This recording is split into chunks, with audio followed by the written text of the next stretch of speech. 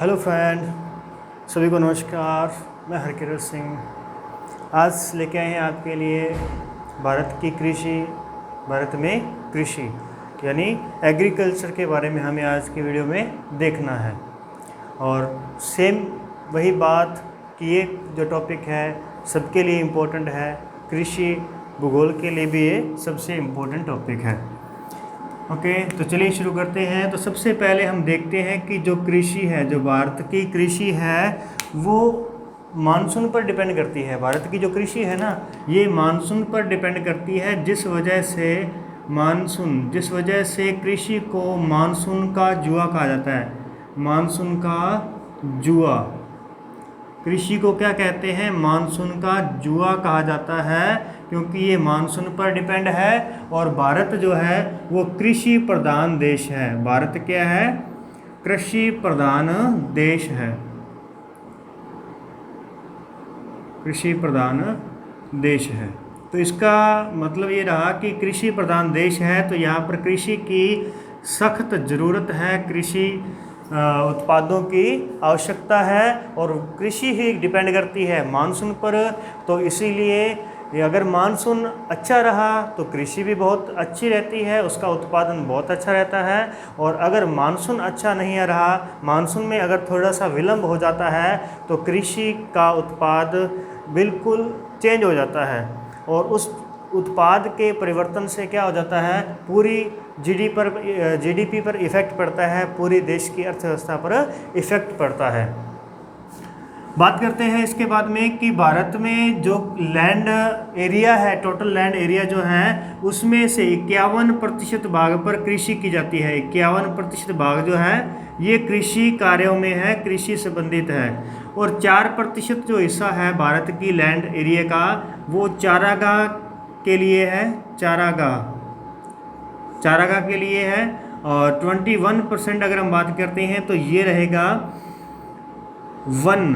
21% भाग पर क्या है? वन पाए जाते हैं। और उसके बाद में आता है हमारे पास में 26%, ये बन जाएगा हमारे पास में 4%, ठीक है ना। तो ये 24% जो एरिया है ये रह जाएगा किसके लिए? बंजर भूमि के रूप में। बंजर भूमि यानी बिना उपयोग की भूमि रहेगी। तो ये इस प्रकार से भारत में लैंड का यूज़ हो रहा है। इसी के साथ देखते हैं कि भारत में अगर हेक्टेयर के अंदर चेक करें कि भारत का जो टोटल भौगोलिक क्षेत्रफल है वो कितना हेक्टेयर है, तो रहेगा हमारे पास में टोटल क्षेत्रफल जो है 328.726 मिलियन हेक्टेयर एरिया है भारत का। और इसमें से जो कृषि के लिए है, कृषि के लिए ये बनेगा 195.10 मिलियन हेक्टेयर। तो ये इस प्रकार से इतना एरिया जो है वो कृषि योग्य है, जिस पर कृषि की जाती है। उसके बाद देखिए कि भारत की अगर हम जनसंख्या की बात करते हैं, ये तो हमने बात कर लिया एरिया वाइज, क्षेत्रफल की बात कर ली कि क्षेत्रफल का कितना हिस्सा कृषि पर डिपेंड है, कितना हिस्से पर कृषि की जाती है। तो 51% भाग। और भारत में जितना कुल श्रम शक्ति है, भारत में जितनी टोटल श्रम शक्ति यानी जितने भी मजदूर हैं, जितने भी काम करने के लिए जितने भी वर्कर्स हैं, मजदूर हैं, मशीनरी है, उसका 52% 52% जो श्रम का हिस्सा है वो किस पर जुड़ा हुआ है? किसके साथ जुड़ा हुआ है? कृषि के साथ में जुड़ा हुआ है। तो बात को नोट कीजिएगा। इसके बाद में आगे देखते हैं तो जीडीपी की बात करते हैं कि भारत की जीडीपी में कृषि का क्या योगदान रहता है। तो देखिए कृषि के योगदान की अगर हम बात करते हैं तो 2020-21 की जो सर्वेक्षण रिपोर्ट है, सर्वेक्षण रिपोर्ट के अनुसार कि जो भारत की जो कृषि है वो जीडीपी को कितना हिस्सा दे रही है, जीडीपी पर कितना योगदान दे रही है, तो वो है 19.9%। यानी 19.9 यानी 20% हिस्सेदारी अकेले कृषि की है। और सबसे हैरानी की बात यह है कि जो अगर हम पिछले वर्षों में देखते हैं 2011-12 में, तो इस समय जो जीडीपी में योगदान था ये मात्र 13.7% था, यानी 13.7% योगदान था, जो वर्तमान में 19.9% है। और ये जो आंकड़ा है, जिस आंकड़े पर आज भारत की जीडीपी में योगदान पहुंचा है कृषि का, ये आंकड़ा अगर हम देखते हैं 2003-4 का यदि हम आंकड़ा देखते हैं, तो ये आंकड़ा मिलेगा हमें 20.77%। यानी इसका मतलब लगभग 17 साल बाद अब जाकर के यहाँ पे कृषि में क्या देखने को मिल रहा है, हमें यहाँ पे सुधार मिल रहा है इस एरिया में, जीडीपी के अकॉर्डिंग कि जीडीपी में उसका योगदान जो है वो बढ़ रहा है। ठीक है, तो ये तो थी हमारे पास में इसकी नॉर्मल बात कृषि के बारे में कि कृषि का जो एरिया है, कृषि की क्या विषय महत्वपूर्ण है, क्या ज़रूरत है भारत में, तो हमने यहाँ पे इसमें देखा। इसके बाद हम देखते हैं कि जो कृषि की जाती है, कृषि जो है वो कितने प्रकार की है, कृषि कौन कौन सी की जाती है। एक तो मिश्रित कृषि होती है, और एक हमारे पास में फसल वगैरह उगाने की कृषि है। तो उन सबको हम एक बार देखते हैं। देखो, सबसे पहले हमारे पास में जैसे एक बार में एक ही फसल लेना, एक बार में एक ही फसल लेना, इसे कहते हैं मोनोकल्चर।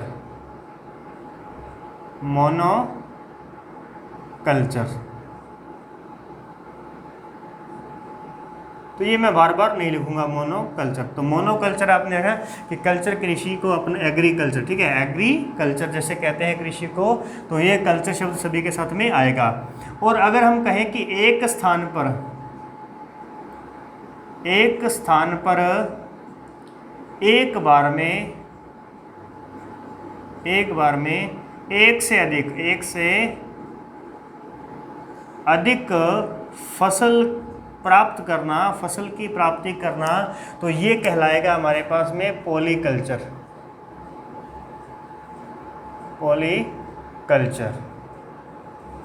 ठीक है, इस प्रकार से कुछ नाम है इसके जो आपको ध्यान रखने हैं। तो देखिए, सेम इसी प्रकार से देखते हैं आगे हम, यहाँ आ जाएगा। तो इस प्रकार से कृषि के बारे में हमें देखना है। अभी हम यहाँ एक बार प्रॉपर तरीके से इन्हें वापस से स्टडी करते हैं।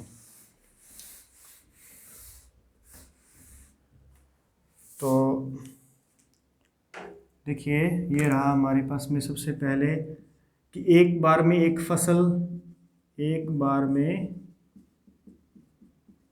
फसल की कृषि। दूसरा हमारे पास में है एक बार में एक से अधिक फसल की कृषि। ओके, उसके बाद हम देखते हैं पानी में कृषि, यानी बिना मिट्टी के कृषि करना। उसके बाद देखिए कि समुद्री जीवों के लिए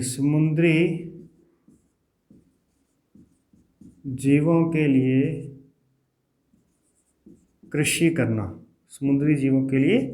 करना, क्योंकि कुछ एरिया ऐसे भी हैं जहाँ पर सूर्य की किरणें नहीं पहुँच पाती और समुद्री जीवों को वहाँ पर भोजन उपलब्ध नहीं हो पा रहा, जिस वजह से समुद्री जीवों के लिए भी कृषि की जाती है। उसके बाद में नेक्स्ट देखते हैं वनों का विकास व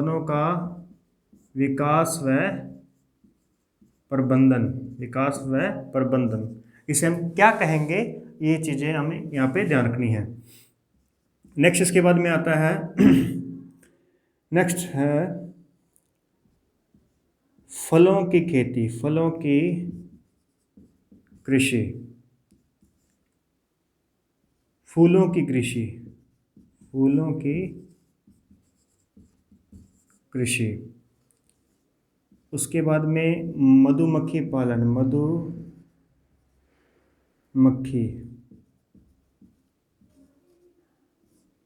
मधुमक्खी पालन। फिर रहेगा मत्स्य पालन, मत्स्य पालन। रेशम कीट, रेशम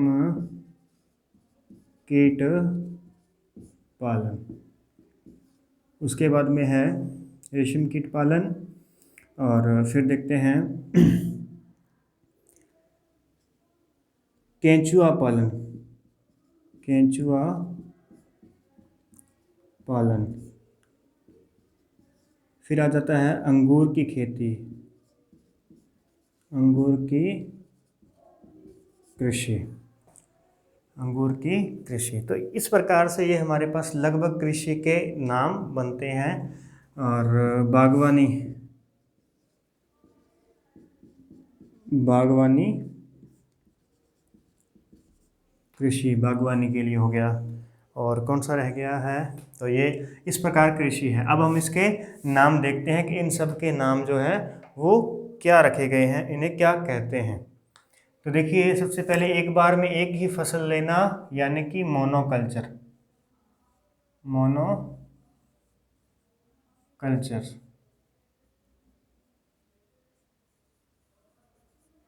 यहाँ पे आ जाएगा पॉलीकल्चर, पॉलीकल्चर। यहाँ पे आ जाएगा हाइड्रोकल्चर, हाइड्रोकल्चर। तो ये हर बार एक सेम रहेगा, ध्यान रखना। यहाँ पे आ जाएगा मैरीन कल्चर, मैरीन कल्चर।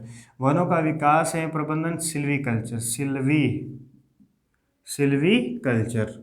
फलों की कृषि, फलों मतलब कि फ्रूटी कल्चर, फ्रूटी कल्चर। पुष्प यानी फ्लावर, तो फ्लोरी कल्चर, फ्लोरी कल्चर। मधुमक्खी यानी कि एपीकल्चर,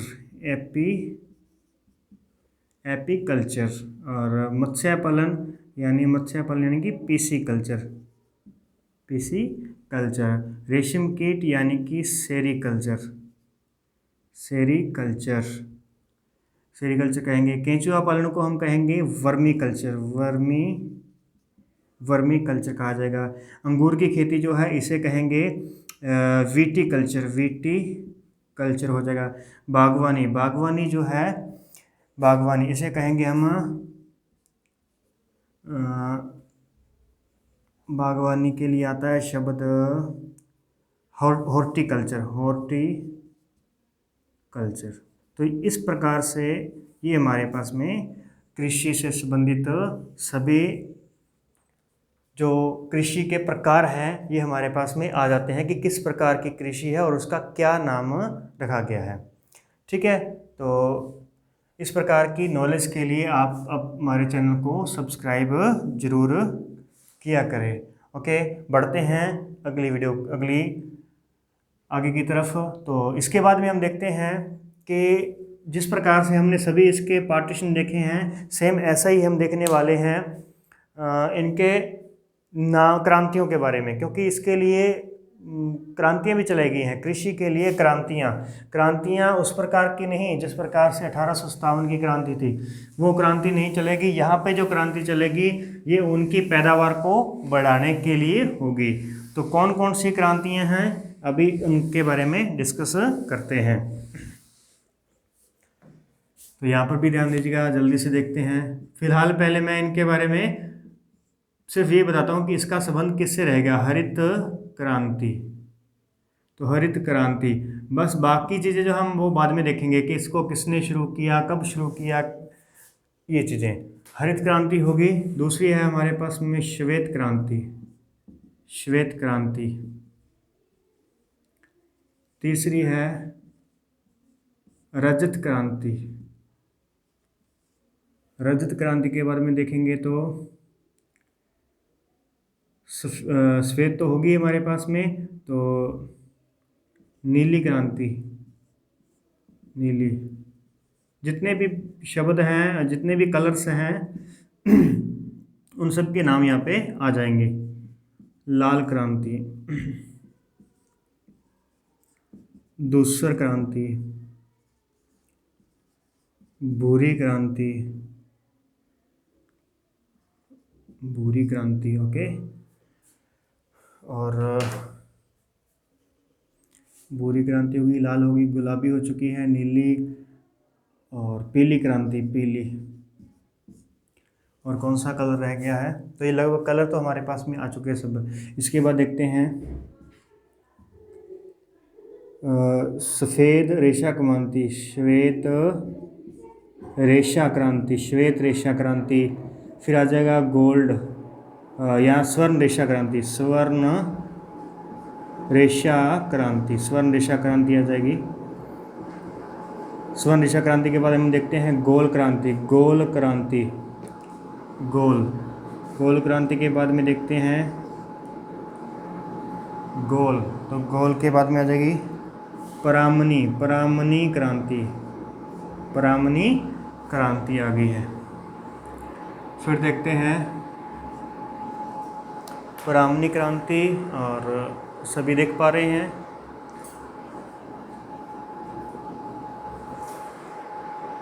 ओके,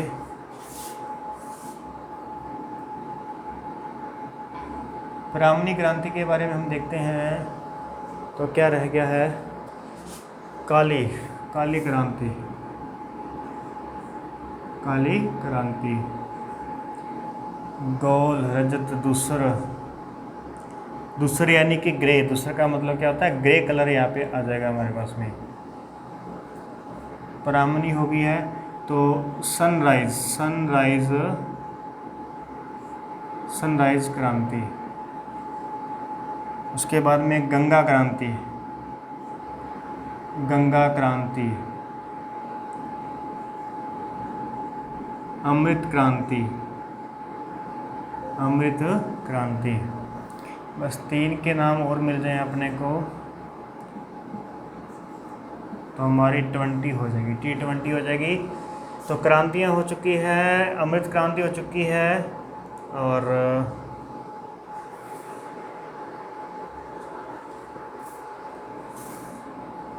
प्रोटीन, प्रोटीन क्रांति, सुनहरी, सुनहरी क्रांति, और एंड में है हमारे पास में बादामी क्रांति, बादामी क्रांति।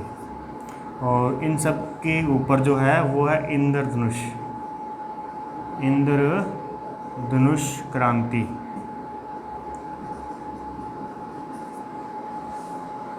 तो ये हो चुकी है हमारे पास में क्रांतियों के नाम। और अब हम देखते हैं ये श्वेत रेशा, नहीं से हम कहेंगे सिल्वर रेशा, सिल्वर, सिल्वर रेशा क्रांति। तो देखिए ये हमारे पास में क्रांतियों के नाम आ चुके हैं। और अब हम देखते हैं कि इनके लिए कौन कौन सी, यानी ये क्रांतियाँ जो हैं ये किन के लिए चलाई गई हैं, उनकी बारी है। अब हरित क्रांति सबसे पहले तो खाद्यान्न उत्पादन, या हम इसके लिए कहेंगे गेहूं और चावल के लिए, गेहूं व चावल उत्पादन के लिए, गेहूं व चावल उत्पादन। तो चलिए देखते हैं। सबसे पहले आएगी हमारे पास में गेहूं के लिए, गेहूं व चावल उत्पादन हो गया। श्वेत क्रांति दुग्ध उत्पादन, दुग्ध उत्पादन। रजत क्रांति अंडा उत्पादन, अंडे के लिए। नीली क्रांति जो है मत्स्य को बढ़ावा देने के लिए, मत्स्य। और गुलाबी क्रांति जो है झींगा मछली, झींगा मछली या फिर प्याज, प्याज के लिए है। और लाल क्रांति जो है टमाटर, टमाटर या फिर मांस के लिए है, टमाटर या फिर मांस के लिए रहेगी। दूसर क्रांति जो है, दूसर क्रांति तो ये है सीमेंट के लिए, सीमेंट उत्पादन के लिए। भूरी क्रांति खाद्यान्न उत्पादन,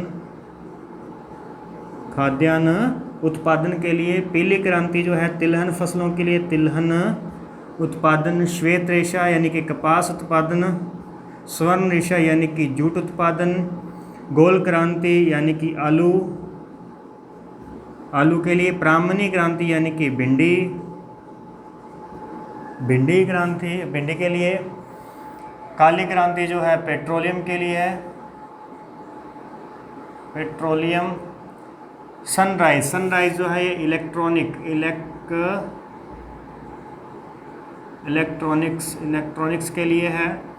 गंगा क्रांति जो रहेगी, गंगा क्रांति ये है भ्रष्टाचार को मिटाने के लिए या सदाचार के लिए, ठीक है, सदाचार के लिए भ्रष्टाचार के खिलाफ। ओके।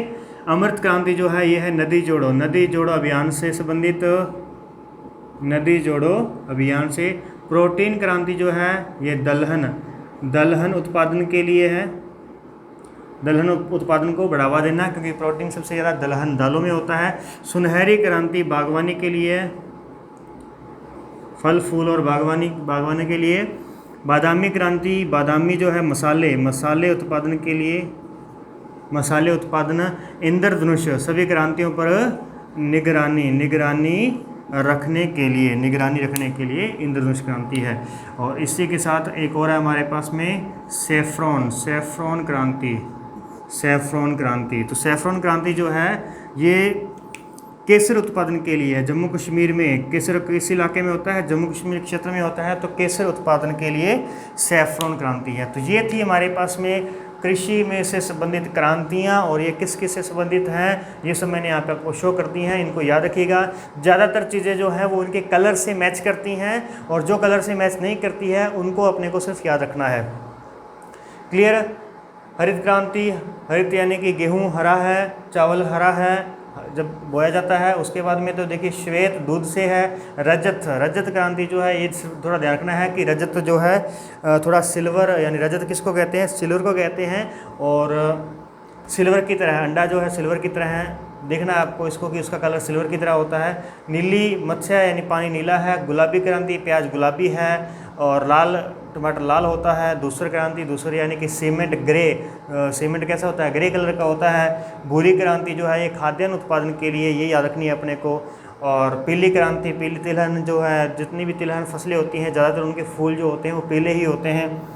सिल्वर रेशा की बात करेंगे तो कपास आ जाएगा, और स्वर्ण रेशा की बात करेंगे तो जूट आ जाएगा। और गोल क्रांति आ जाएगी आलू के लिए, आलू गोल हो जाएंगे। ब्राह्मणी क्रांति जो है ये भिंडी के लिए है, यहाँ थोड़ा सा याद करना पड़ेगा। काली पेट्रोलियम के लिए हो जाएगी। और उसके बाद में सनराइज अब देखो क्या हो रहा है कि सनराइज हो रहा है, यानी आजकल क्या है कि ज़्यादातर चीज़ें इलेक्ट्रॉनिक हो रही हैं, तो नया सूर्य उदय हो रहा है, इसीलिए सनराइज क्रांति इससे संबंधित रखनी है। गंगा क्रांति सदाचार के लिए है, भ्रष्टाचार के खिलाफ है ये। और अमृत क्रांति जो है ये नदियों को जोड़ने के लिए है, तभी अपने को अमृत मिलेगा। पीने का पानी को ही हम अमृत कहते हैं, तो अमृत किससे मिलेगा, नदियों से। और प्रोटीन मिलेगा दलहन फसलों से। सुनहरे क्या लगेंगे अपने को, बाग बगीचे सुनहरे लगते हैं, तो बागवानी और फल फूलों के लिए रहेगी। बादामी क्रांति जो है बादामी किससे के लिए रहेगी, मसाले के लिए रहेगी, क्योंकि मसालों के बिना तो कुछ भी अच्छा नहीं लगता, तो मसाले भी ज़रूरी होते हैं। तो उस प्रकार से बादामी क्रांति यानी सबसे इम्पोर्टेंट चीज़ को इम्पोर्टेंट से ही मैच कर दो। इंद्रधनुष क्रांति निगरानी रखने के लिए होगी। और सेफ्रॉन क्रांति जो है सभी क्रांतियों पर सेफ्रॉन क्रांति जो है ये क्या है, केसर उत्पादन के लिए। कहाँ पे, जम्मू कश्मीर के अंदर। क्लियर दोस्तों। तो आज की क्लास में फ़िलहाल इतना ही, मिलते हैं नेक्स्ट क्लास के अंदर। तब तक वीडियो को लाइक शेयर और सब्सक्राइब जरूर करें, और चैनल को आगे शेयर जरूर किया करें भी। कोई भी डाउट आपको रहा है कमेंट सेक्शन में मेंशन करना मत भूला करें। और इसी प्रकार से नॉलेज ग्रहण करने के लिए सब्सक्राइब तो आपको करना ही है। ओके, तो मिलते हैं नेक्स्ट क्लास में।